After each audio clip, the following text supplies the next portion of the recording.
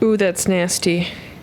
That is, ooh, that's a crusty, crusty tank. My goodness.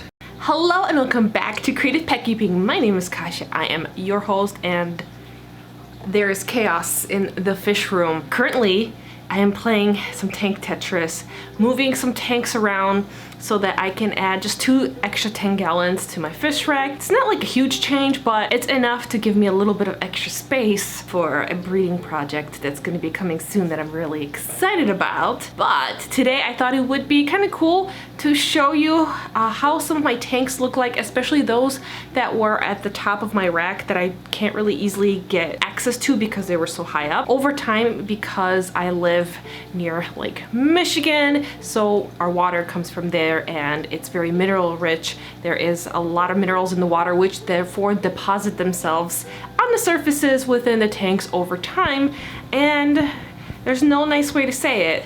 The tanks at the top of my rack got kind of crusty. So without further ado, let's get started. Let me explain what chaos is happening in this fish room. So I moved the 20-gallon long back up here. Originally used to be up here, and then I have the 10-gallon that I flipped, and that is a fried grow out, and I'm gonna end up moving the betta sorority up here because a 20-gallon long, it just makes much more sense for them. And then because it has a nice black background, black gravel, they're just gonna show up a lot better since they're mostly cellophane. And then down here where Mookie is investigating, I'm just gonna have 3 10 gallons the same way that it's set up, like this over here. Oh my gosh, Mookie's so white that he just disappeared into the whiteness as he's exploring. And then the 2 tanks that were up top were right over here. So this is what happens when you have a tank that's hard to reach. I think the best example is this one. So not only is there hard water deposits, there's also duckweed that's shriveled up and died. And then because I used to add tannins to this tank, the hard water deposits just became yellow, and this will happen to your tanks sometimes, especially if you have very mineral rich water. Now, if you clean this very regularly, it will not get this bad.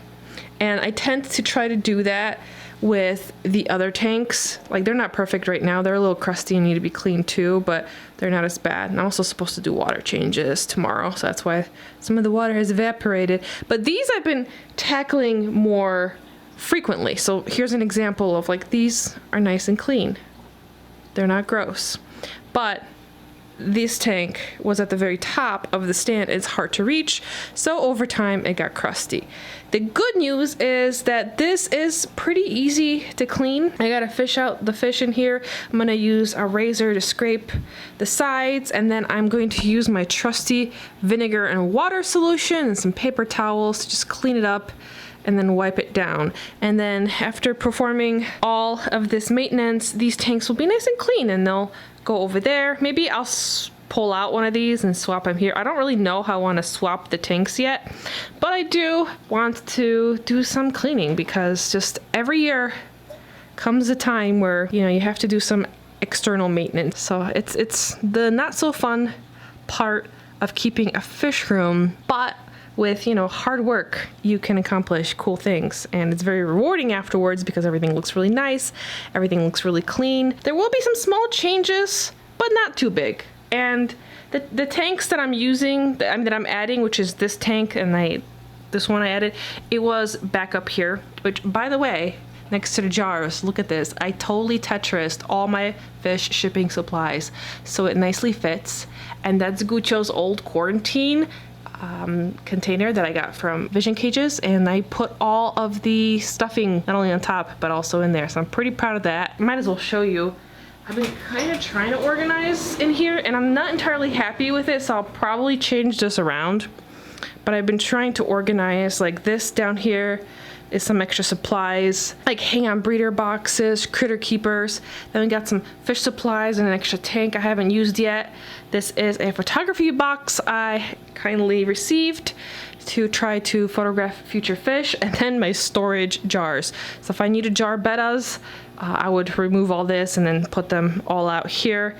And I'm not sure if I really like the way this looks. I feel like this is okay for now, but it's not ideal.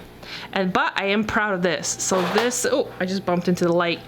This is my pump, and then here are all my shipping supplies. And then I put all my pre-cut packaging supplies right here. So I'm proud of this. I think I like this. I don't like this. Like for now it works, but I'm not a huge fan.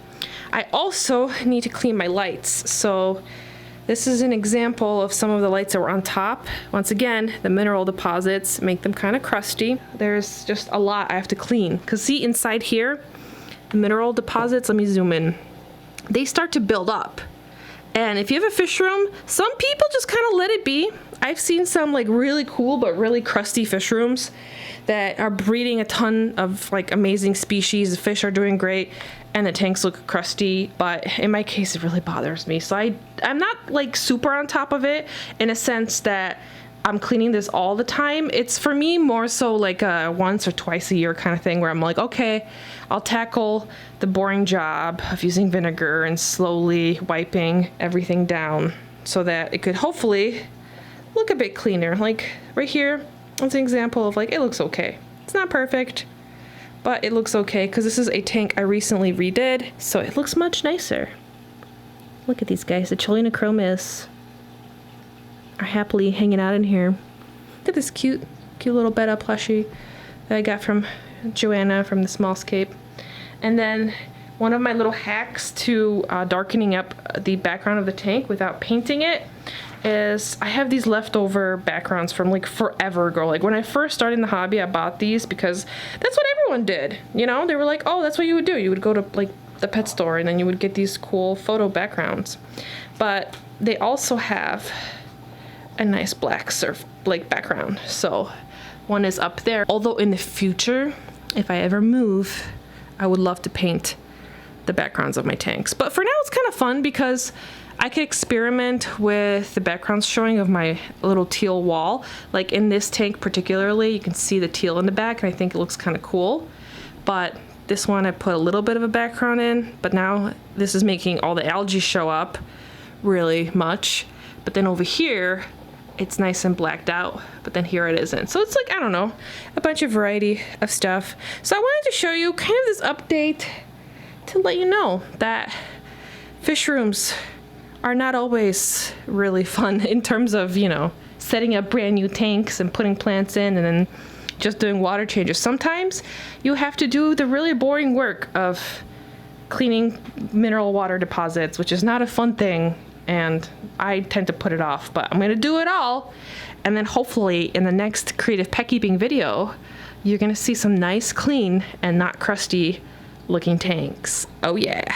Fun fact, even though I always have my hair down in my videos, just because I think it looks kind of nicer for a video, I always have my hair like this, always little low ponytail, and then I boop it in this little tiny bun, so that way it doesn't get too hot. And then because I can't see anything from far away, got my little glasses. So this is more like everyday Kasha versus video Kasha. And I was wondering, this total tangent that I'm going on, do you care that sometimes in videos I will maybe show up as like regular Kasha versus like effort for a video so that I may look more hopefully pleasing to the eye? I don't know. It's weird things that as a YouTuber like you ponder about, which in the grand scheme of things are not important at all, but here we are. Also, my glasses reflect all the light and that's kind of distracting, I think. Maybe, is it? I'm assuming it might be. Like if I'm talking about stuff and I'm moving my head, which I do because I'm always moving my body all over the place. I'm just very, you know, active. I don't know. So I feel like this whole time like there'll be stuff like spinning and reflecting in my glasses. I don't know if that would be distracting as well, but yeah, random tidbit you did not need to know. Also, I should have put my foundation on my neck because my new foundation does not match. It matches like the rest of my body, just not my pasty, ghostly neck. This video is all sorts of random, so I figured, hey, you know, let's just throw all the things. And on that note, I'm gonna go do fish stuff. Bye.